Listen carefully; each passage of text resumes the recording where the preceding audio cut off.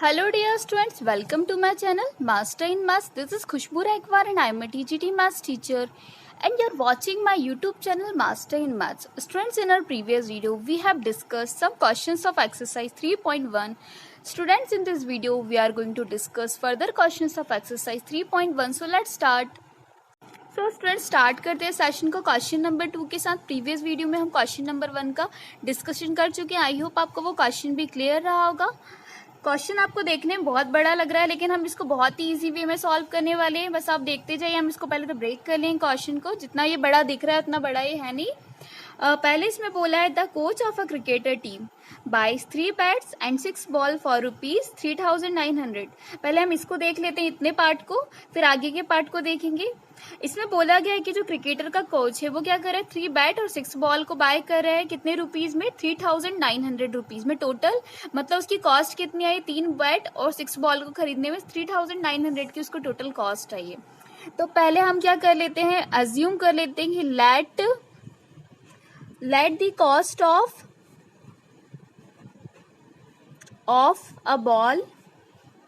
a bat is X rupees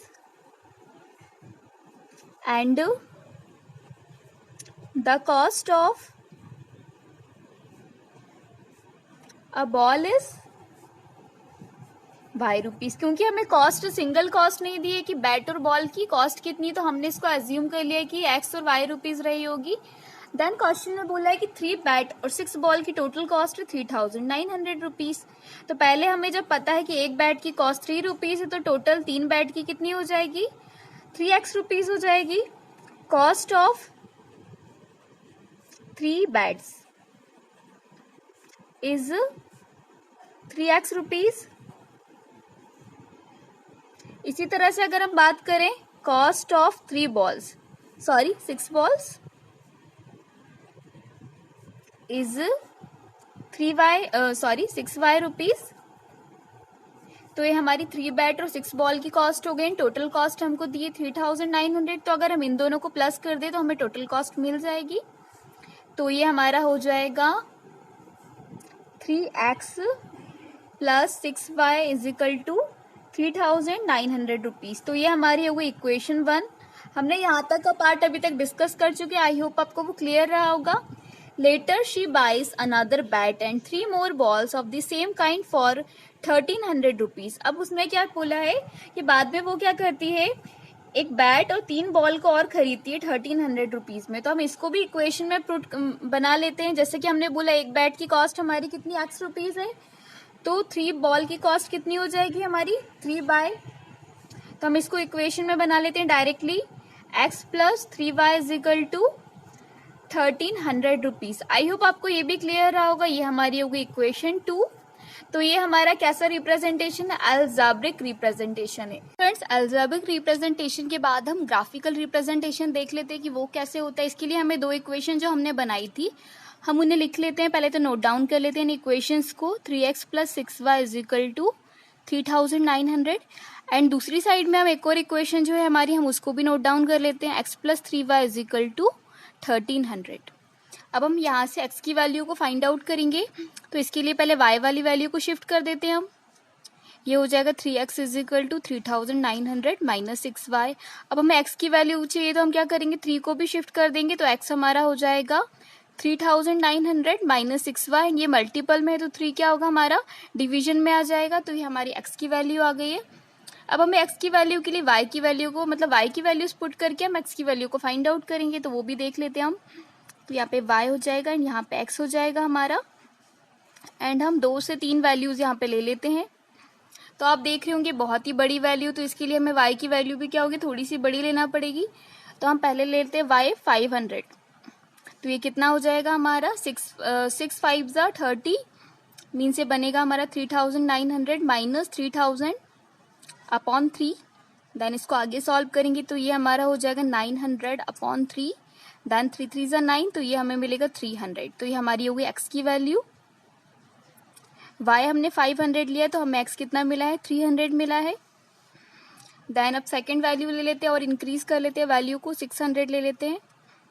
then 6 6 36, तो x हमारा हो जाएगा 3900 माइनस 3600 अपॉन 3। तो ये हमारा हो जाएगा 900 में 600, तो ये होगा 300 अपॉन 3, देन हमें मिलेगा ये 100। आई होप ये भी आपको क्लियर रहा होगा। अब थर्ड हम ले लेते हैं, इसको 700 ले लेते हैं, एक वैल्यू हमारी बड़ी हो जाएगी एंड निगेटिव में मिल जाएगी हमको वैल्यू। तो ये हमारा हो जाएगा 3900 माइनस 6 7 42 माइनस 4200 अपॉन 3। देन इसको भी हम कैंसिल आउट कर लेंगे, मीन्स माइनस करेंगे, तो ये हमारा 300 हो जाएगा, लेकिन ये माइनस का होगा क्योंकि माइनस वाली वैल्यू हमारी बड़ी है, अपॉन 3, तो ये हमें मिलेगा -100।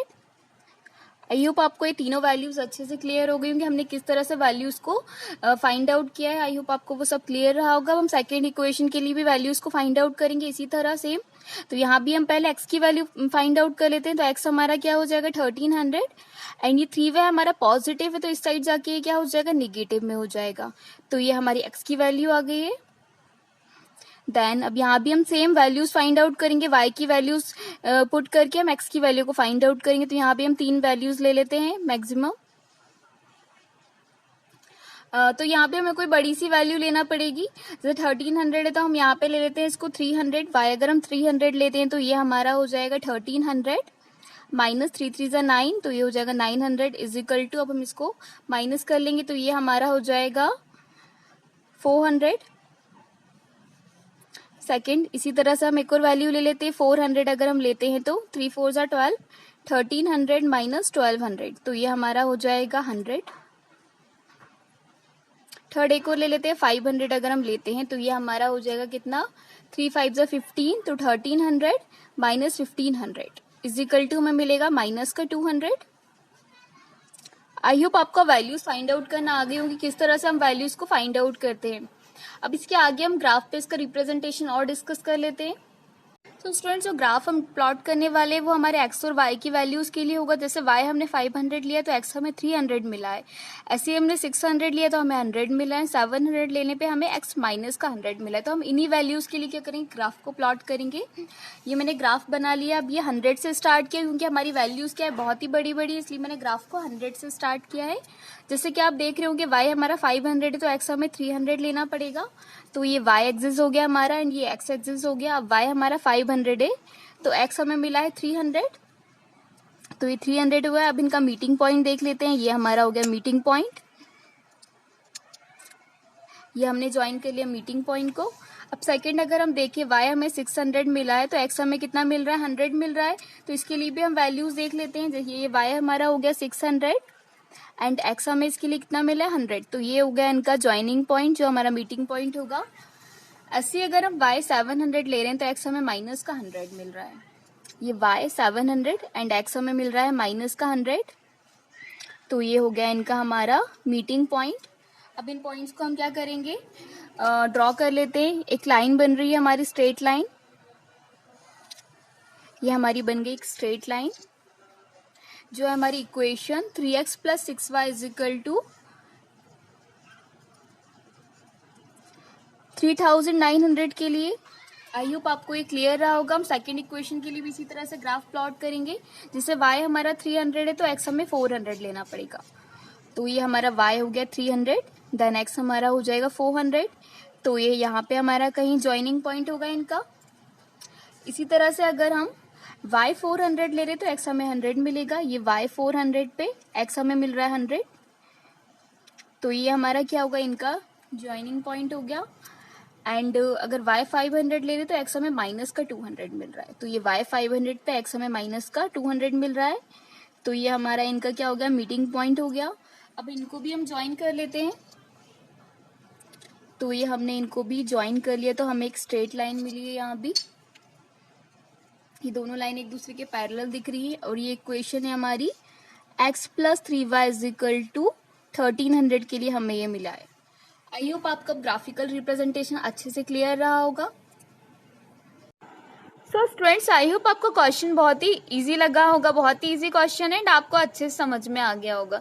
लेकिन अगर आपको फिर भी इसके रिगार्डिंग कोई भी डाउट या क्वेरी रहती है तो आप उसको कमेंट सेक्शन में मेंशन कर सकते हैं। अगर आपको वीडियो पसंद आई तो प्लीज़ वीडियो को लाइक कीजिए, दोस्तों के साथ शेयर कीजिए and don't forget to subscribe my channel. Thank you for watching master in maths. तब तक के लिए good bye and take care. मिलते हैं नेक्स्ट वीडियो में।